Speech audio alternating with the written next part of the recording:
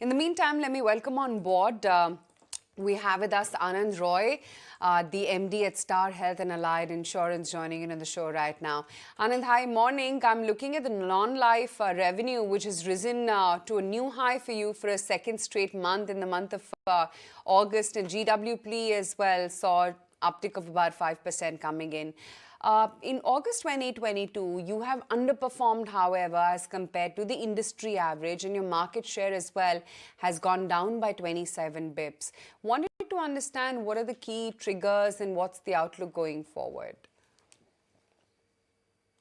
So let me put this in perspective. Let me put the numbers in perspective.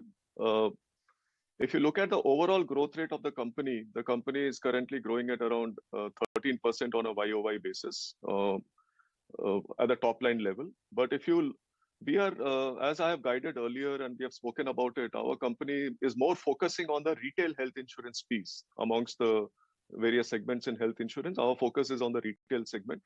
On the retail health insurance segment, we have grown our business by 25% in the month of August, which is much higher than the industry. The industry has grown at around 19 to 20%. And we have, in fact, increased our market share in the retail health space by at least 200 basis points, from 32% to 34% as a result of our faster than the industry growth. So overall growth rates may look little muted, but we are focusing more on the retail health insurance growth. But Anand, analysts remain optimistic about strong growth in the retail health sector, given its penetration, and you as well remain pretty confident about growing your retail health book. What momentum are you currently witnessing, and what are your long-term targets then?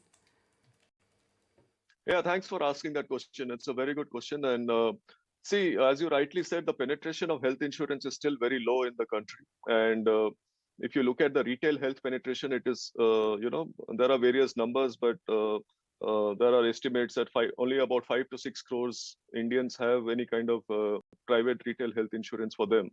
So I think the penetration, the headroom for growth is substantial. We expect that our business should be able to grow by 20 to 25% in the near term. And we have built a very strong distribution and business model across the country. And we have an established, setup across our new growth areas. We are looking at the semi-urban and the rural markets, which is growing very strongly for us. Close to 60 to 70% growth is coming from the smaller towns and rural markets. We are seeing extreme high growth in our online business, the digital business, and these will be the focus area for us. But the mainstay of our business is our agency business, which still contributes about 80% of our top line. And that will continue to grow at least, faster than the industry. So overall, we are very, very positive about the opportunity that this business has. And we look forward to, capturing more and more market share as we go along.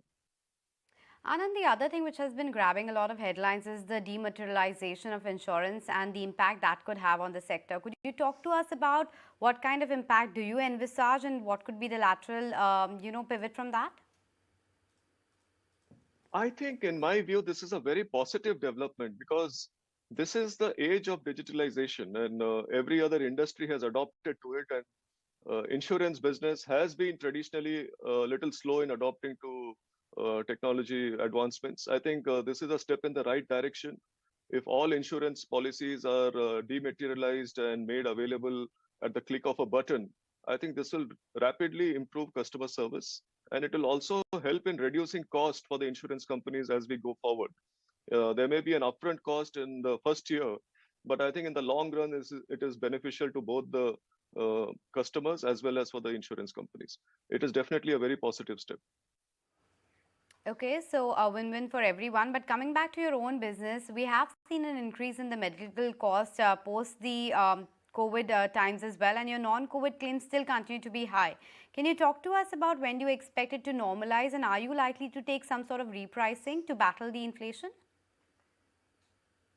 So see, health insurance claims are seasonal, isn't it? I mean, it cannot be a very flat line as such because it depends from seasons to seasons. There is a monsoon season because of which infectious diseases are more in number. There is a flu in the in the market, in the society.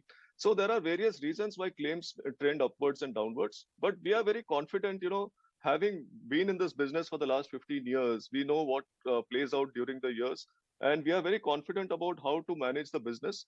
We expect that this non-COVID related claims which we are seeing currently is largely because of infectious diseases and other, probably some of it is, surgical claims which were kept on hold in the earlier times. But as we go forward, this will all normalize, and we have a very strong network of hospitals which with whom we partner very closely to ensure that the medical inflation is kept under some kind of check.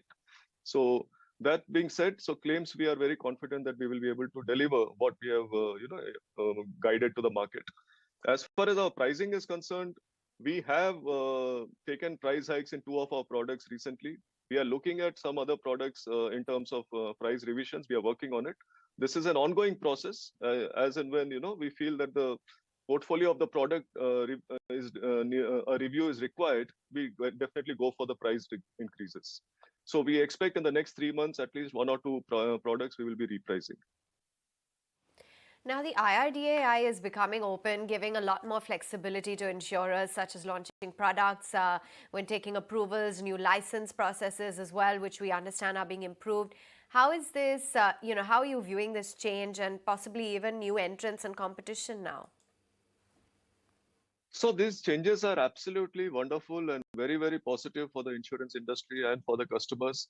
Today, the insurance companies will be able to turn around innovative products, be more agile, so that they are able to bring more better services and products to the market more quickly. I think this use and file guidelines, which has been brought by the regulator, is absolutely wonderful change, and it's a good thing that is happening.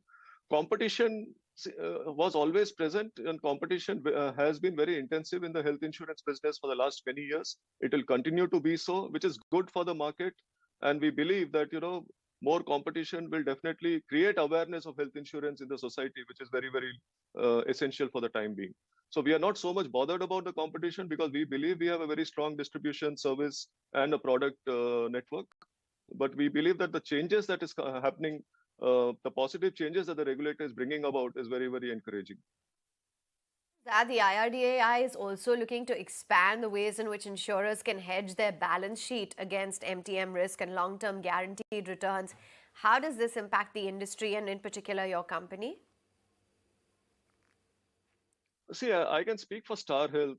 As far as our investment philosophy has been concerned, we have been extremely conservative, and most of our investments are in fixed income. So the interest rates going up is actually positive for our business, our investment returns, and the yields that we expect. So we don't have any, mark-to-market losses to book because all or most of our investments are held to maturity.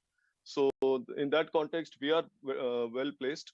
But as far as the regulations changes are concerned in this particular area, we will have to see how it pans out. I would not like to comment right now, but we will take it as it comes. Okay, thanks much for joining in and sharing with us the outlook on Star Health as well as what the view is on the industry as a whole.